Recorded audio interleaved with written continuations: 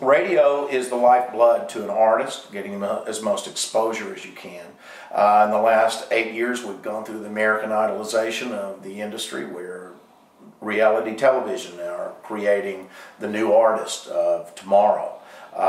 We have to look at everything, and getting radio airplay is something that is a big, big deal.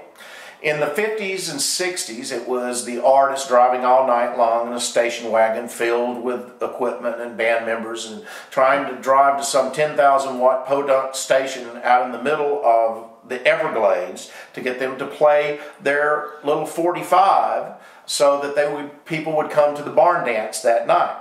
Well, we've advanced a long way. Now we have those little bitty 45s, which are the downloads, and we're on the internet trying to get all of the internet stations to play us and all the various websites and get links, and also to get to radio. There's satellite radio, there are the main reporting radio stations, there's college radio, there are secondary markets. A little bit of research into all of those are something that will always serve an artist well. With most radio, you have about an 18-song playlist, and this is the mainstream reporting stations. And that means there's going to be 18 songs in the space of an hour with commercial breaks and everything. And so many of these songs get played 2-3 times a day. That's the mainstream. It used to be the top 40, then top 20, now it's about top 18.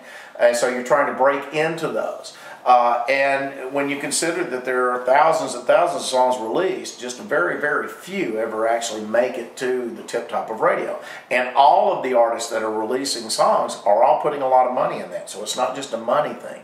It's really trying to get the public to embrace you.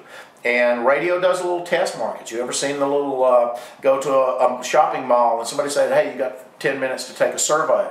Well, there are test markets that are done like that with songs that are released to radio, and radio gets a lot of focus groups, and they'll do market research on what songs test well, and that's how they're determined, and they're programmed by major conglomerates across the country. So if you think you can just go knock on the door of some radio station and they're going to play your songs, very seldom anymore. Smaller markets, secondary markets, college radio, sometimes they can do that.